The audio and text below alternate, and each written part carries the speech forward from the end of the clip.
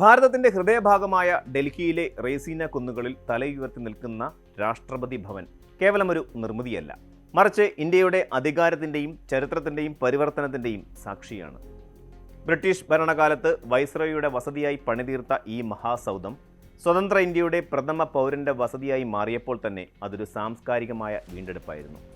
എന്നാൽ ആ കെട്ടിടത്തിന്റെ അകത്തളങ്ങളിലും ചുവരുകളിലും തങ്ങി നിന്നിരുന്ന അധിനിവേശ കാലത്തിന്റെ ശേഷിപ്പുകൾ പൂർണ്ണമായും തുടച്ചു നീക്കപ്പെട്ടിരുന്നില്ല. ഇപ്പോൾ 2026 തുടക്കത്തിൽ ഭാരതം അതിൻ്റെ അധിനിവേശ ഭൂതകാലത്തെ മറ്റൊരു അടയാളം കൂടി ചരിത്രത്തിൻ്റെ ഏടുകളിലേക്ക് മാറ്റുകയാണ്.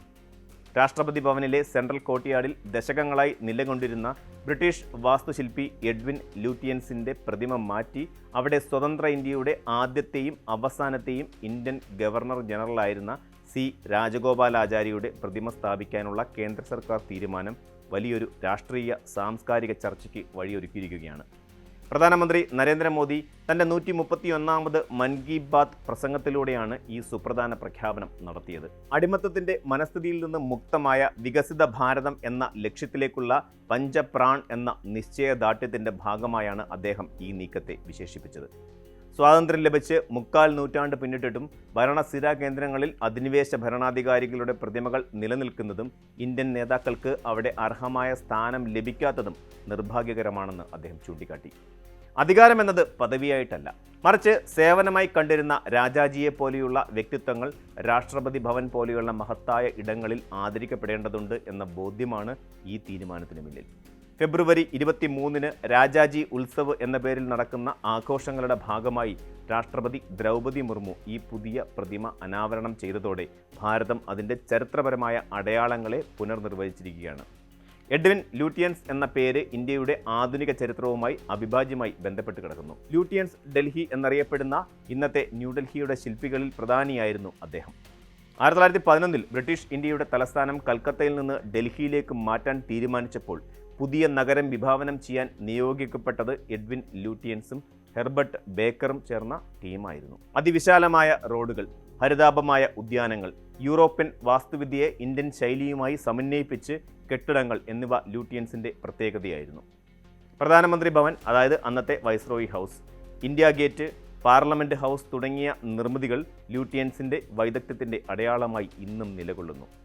ഒരു കലാകാരൻ എന്ന നിലയിൽ ലൂട്ടിയൻസ് ആദരിക്കപ്പെടുമ്പോഴും അദ്ദേഹം സേവിച്ചത് ഒരു വിദേശ അധിനിവേശ ശക്തിയെയായിരുന്നു എന്ന സത്യം വിസ്മരിക്കാൻ കഴിയില്ല.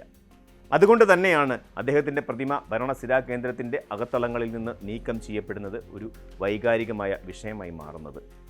ഈ തീരുമാനത്തിനെതിരെ ലൂട്ടിയൻസിൻ്റെ കൊച്ചുമകനും അതുപോലെ പ്രശസ്ത ബ്രിട്ടീഷ് എഴുത്തുകാരനുമായ മാറ്റ് റിഡ്ലി ഉയർത്തിയ വാദങ്ങൾ ശ്രദ്ധേയമാണ്.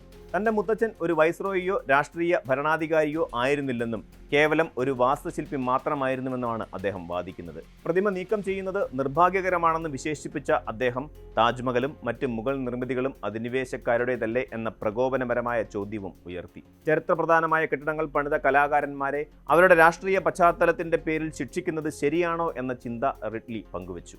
ലൂട്ടിയൻസ് ഭാരതത്തിൻ്റെ മണ്ണിൽ പണിത കെട്ടിടങ്ങൾ ഇന്നും മാറ്റമില്ലാതെ തുടരുമ്പോൾ പ്രതിമ മാത്രം നീക്കം ചെയ്യുന്നത് കൊണ്ട് എന്ത് മാറ്റമാണ് സംഭവിക്കുക എന്ന ചോദ്യം ഒരു വിഭാഗം ചരിത്രകാരന്മാരും ഉയർത്തുന്നുണ്ട്. എന്നാൽ രാഷ്ട്രീയ ചിഹ്നങ്ങളും കലയും തമ്മിലുള്ള അതിർവരമ്പ് പലപ്പോഴും നേർത്തതാണെന്നും ഒരു രാഷ്ട്രത്തിൻ്റെ പരമാധികാര കേന്ദ്രത്തിൽ ആരെ ആദരിക്കണം എന്നത് ആ രാഷ്ട്രത്തിൻ്റെ ആത്മാഭിമാനവുമായി ബന്ധപ്പെട്ട കാര്യമാണെന്നും ഇതിന് മറുവാദമായി പറയപ്പെടുന്നു. ലളിത ജീവിതം കൊണ്ടും ബൗദ്ധികമായ മികവ് കൊണ്ടും ഭാരതീയരുടെ ഹൃദയത്തിൽ സ്ഥാനം നേടിയ വ്യക്തിത്വമാണ് സി രാജഗോപാലാചാരി എന്ന രാജാജി. ഗാന്ധിജിയുടെ മനസാക്ഷി സൂക്ഷിപ്പുകാരൻ എന്ന് വിശേഷിപ്പിക്കപ്പെട്ട അദ്ദേഹം പദവികളെ അലങ്കാരമായല്ല, മറിച്ച് ഉത്തരവാദിത്തമായിട്ടാണ് കണ്ടത്. രാജാജിയുടെ പ്രതിമ രാഷ്ട്രപതി ഭവനിൽ സ്ഥാപിക്കുന്നത് കേവലം ഒരു വ്യക്തിയെ ആദരിക്കലല്ല, മറിച്ച് അദ്ദേഹം പ്രതിനിധീകരിച്ച മൂല്യങ്ങളെ ഉയർത്തിപ്പിടിക്കലാണ്. രാഷ്ട്രപതി ഭവനിലെ ഗ്രാൻഡ് ഓപ്പൺ സ്റ്റെയർകേസിന് സമീപമുള്ള അശോക് മണ്ഡപത്തിലാണ് രാജാജിയുടെ പ്രതിമ ഇപ്പോൾ സ്ഥാപിച്ചിരിക്കുന്നത്. ലൂട്ടിയൻസ് പണിത അതേ കെട്ടിടത്തിൻ്റെ ചുവരുകൾക്കുള്ളിൽ ഒരു ഭാരതീയൻ്റെ പ്രതിമ ഉയരുന്നത് കാലത്തിൻ്റെ കാവ്യനീതിയായും കണക്കാക്കാം. 2026 ഫെബ്രുവരി 24 മുതൽ മാർച്ച് 1 വരെ നീണ്ടു നിൽക്കുന്ന രാജാജി എക്സിബിഷനും അദ്ദേഹത്തിൻ്റെ ജീവിതത്തെയും സംഭാവനകളെയും പുതിയ തലമുറയ്ക്ക് പരിചയപ്പെടുത്താൻ ലക്ഷ്യമിട്ടിട്ടുള്ളതാണ്.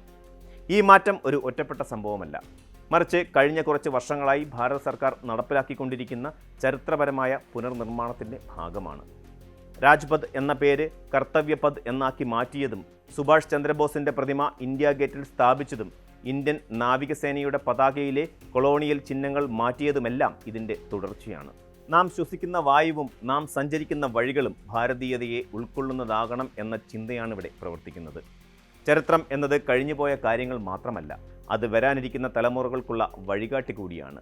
ഒരു യുവാവ് രാഷ്ട്രപതി ഭവൻ സന്ദർശിക്കുമ്പോൾ അവിടെ ആദ്യം കാണുന്നത് ഒരു ബ്രിട്ടീഷ് ശില്പിയുടെ പ്രതിമയാണെങ്കിൽ അത് നൽകുന്ന സന്ദേശമല്ല അവിടുത്തെ ആദ്യത്തെ ഇന്ത്യൻ ഗവർണർ ജനറലിൻ്റെ പ്രതിമ നൽകുന്നത്. ആ സന്ദേശം സ്വാതന്ത്ര്യത്തിൻ്റെതാണ്, സ്വത്വത്തിൻ്റെതാണ്. കലയെയും ചരിത്രത്തെയും പൂർണ്ണമായി മായ്ച്ചു കളയുക എന്നതല്ല ഇതിൻ്റെ അർത്ഥം, മറിച്ച് ഓരോന്നിനെയും അതിൻ്റെ ശരിയായ സ്ഥാനത്ത് പ്രതിഷ്ഠിക്കുക എന്നതാണ്. ലൂട്ടിയൻസ് എന്ന വാസ്തുശില്പി നിർമ്മിച്ച നഗരത്തിൽ നാം ഇന്നും ജീവിക്കുന്നു. അദ്ദേഹത്തിൻ്റെ രൂപരേഖയുള്ള കെട്ടിടങ്ങൾ നാം ഉപയോഗിക്കുന്നു. അത് അദ്ദേഹത്തോടുള്ള ബഹുമാനമാണ്. എന്നാൽ നമ്മുടെ രാജ്യത്തിൻ്റെ അഭിമാന സ്തംഭങ്ങളിൽ ആദരിക്കപ്പെടേണ്ടത് നമ്മുടെ സ്വന്തം നായകന്മാരായിരിക്കണം. ഇതിനെ ഒരു മായ്ക്കൽ പ്രക്രിയയായി കാണുന്നതിനേക്കാൾ ഒരു സ്ഥാപിക്കൽ പ്രക്രിയയായി കാണുന്നതാകും ഉചിതം.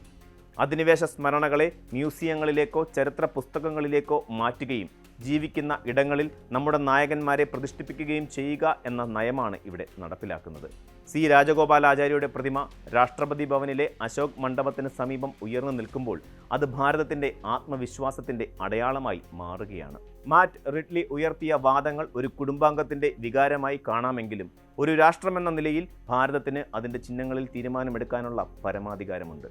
ഈ മാറ്റം അധിനിവേശത്തിൻ്റെ അദൃശ്യമായ ചങ്ങലകളിൽ നിന്ന് മാനസികമായി കൂടി മോചനം നേടാനുള്ള ഇന്ത്യയുടെ യാത്രയിലെ ഒരു വലിയ ചുവടുവയ്പ്പാണ്. കൂടുതൽ വാർത്തകൾക്ക് news 18 Keralam YouTube channel subscribe ചെയ്യുക.